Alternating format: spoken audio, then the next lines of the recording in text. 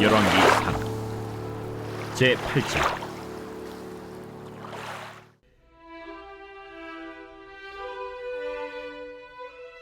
이에 솔로몬이 여호와의 언약궤를 다윗성 곧 시온에서 메어 올리고자 하여 이스라엘 장로와 모든 지파의 우두머리 곧 이스라엘 자손의 족장들을 예루살렘에 있는 자기에게로 소집하니 이스라엘 모든 사람이 다 에다님월 곧 7째 달 절기에 솔로몬 왕에게 모이고 이스라엘 장로들이 다 이름에 제사장들이 궤를 매니라.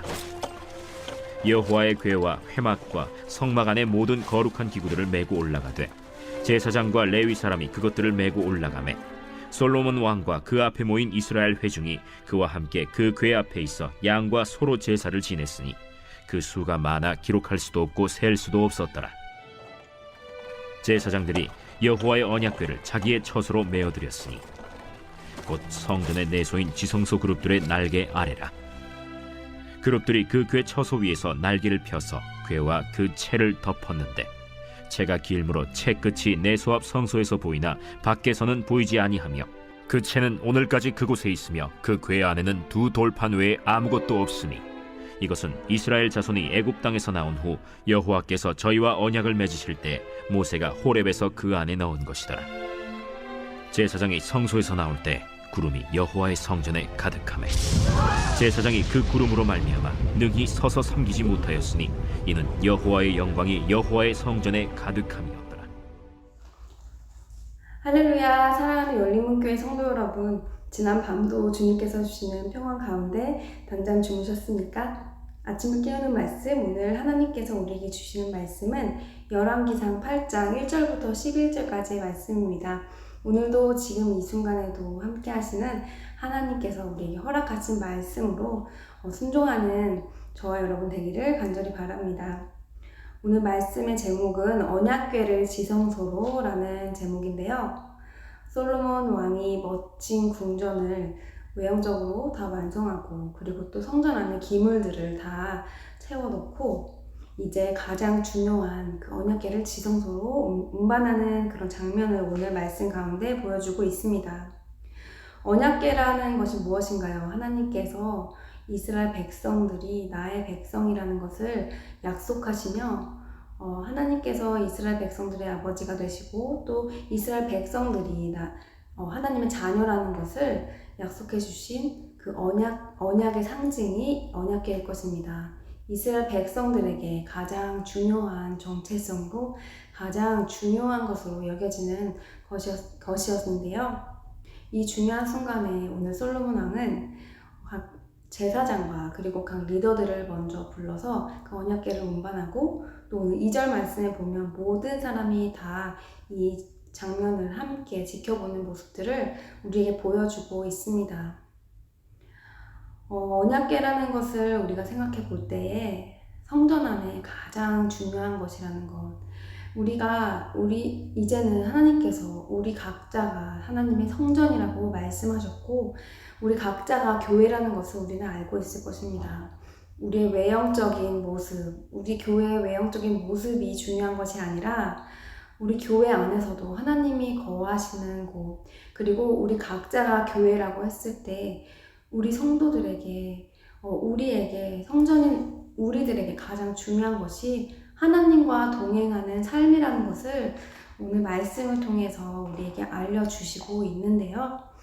지난주 3일 동안 우리 성령 집회를 통해서 우리가 하나님을 간절히 찾고 부르짖으며 하나님께서 나와 함께 하시고 성령님께서 나와 함께 하시는 것을 우리는 알고 싶고 경험하고 싶고 체험하고 싶고 만나고 싶은 그런 간절한 마음으로 함께 3일을 보냈습니다. 그 시간이 지난 며칠간을 어떻게 보내셨나요? 저도 성령 집회를 통해서 뜨겁게 만났던 하나님을 다시 기억하며 그때 그 뜨거웠던 마음들을 다시 기억하고 싶은 그런 순간들이 있었는데요. 그런데 그때 하나님께서 저에게 말씀해 주신 것은 그 성령 집회 그 시간, 그 뜨거운 신앙의 추억을 다시 떠올려 보며 그때 그 감격을 우리가 기억하는 것도 정말 중요하지만 더욱 중요한 것은 지금 이 시간, 오늘 이 시간, 지금 이 순간에도 그때 함께 하셨던 하나님께서 지금도 나와 함께 하신다는 것, 성전인 내 안에 거하시는 하나님이 지금도 우리와 함께 하신다는 것을 하나님께서 알게 해주셨습니다.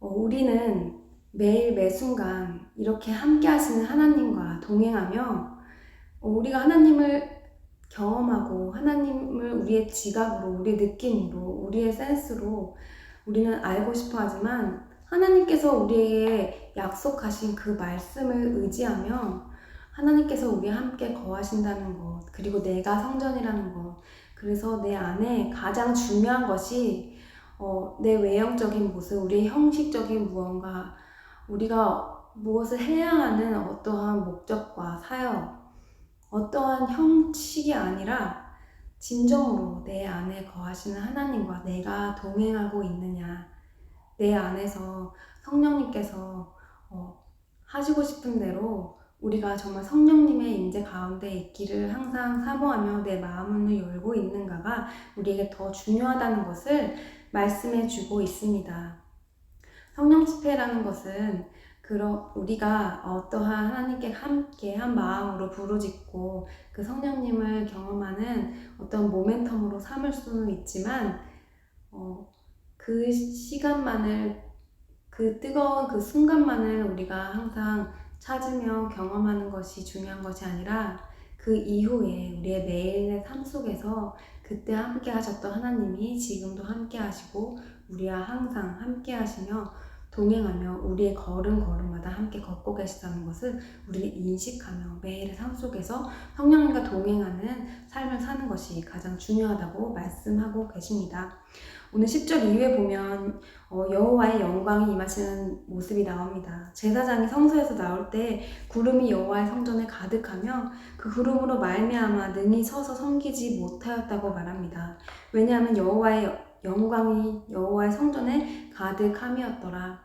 하나님의 임재가 거하시는 곳은 하나님께서 친히 일하시고 행하신다는 것입니다. 인격적인 하나님께서는 우리의 마음에 강제하시는 것이 없습니다. 하지만 우리가 하나님께서 나를 통하여 하시기를 원하고 하나님께서 임재하는 그런 통로로 삼기를 원한다고 우리가 마음의 문을 열 때에 오늘 성전 안에 임하셨던 하나님의 말씀처럼 우리 안에 하나님께서 거하셔서 하나님께서 친히 행하시는 것을 우리를 통하여 보여주실 것입니다. 그것이 어떠한 느낌이나 경험이 아닌 하나님께서 우리에게 믿음으로 순종하며 나아갈 때에 내가 어떻게 해서 되는 것이 아니라 하나님께서 나를 통해 되어지는 그런 삶, 성령님께서 나를 통해 행하시는 그런 삶을 우리가 볼 수 있게 될 것입니다. 사랑하는 열린문교회 성도 여러분, 오늘 하루 동안 우리는 꼭 기억해야 할 것인데요. 바로 성령님이 지금 이 시간에 우리와 함께 하고 계시다는 것입니다. 내가 간절히 부르짖었던 하나님, 내가 간절히 만났던 그 성령님은 지금 이 시간에 우리와 함께 가시다는 것을 꼭 기억하면서 오늘 하루도 하나님과 동행하시며 내 안에 거하시는 성령님을 우리가 함께 기억하며 하나님께서 행하시는 그 통로로 오늘 하루도 살아내어드리는 저와 여러분 되기를 바랍니다. 기도하시겠습니다. 살아계신 하나님 감사합니다. 우리를 통로로 삼으셔서 내 안에 거룩한 성전에 거하시기를 원하시는 주님, 오늘 하루의 삶 동안에도 하나님과 동행하며 우리가 성령 집회를 통하여 하나님을 간절하게 찾았던 그 마음처럼 오늘 하루의 삶도 하나님과 동행하기를 사모하며 살아내는 하나님께 영광 돌리는 삶을 살아내는 열린문교회 성도님들, 모든 그리스도인들 될 수 있도록 인도하여 주옵소서. 예수님의 이름으로 기도합니다. 아멘. 사랑하는 열린문교회 성도 여러분, 오늘 하루도 하나님과 동행하시며 하나님께서 주시는 참 평안과 기쁨으로 하나님께 더욱더 가까이 나아가는 삶이 되시기를 간절히 바랍니다. 아침을 깨우는 말씀은 내일 이 시간에 다시 뵙도록 하겠습니다.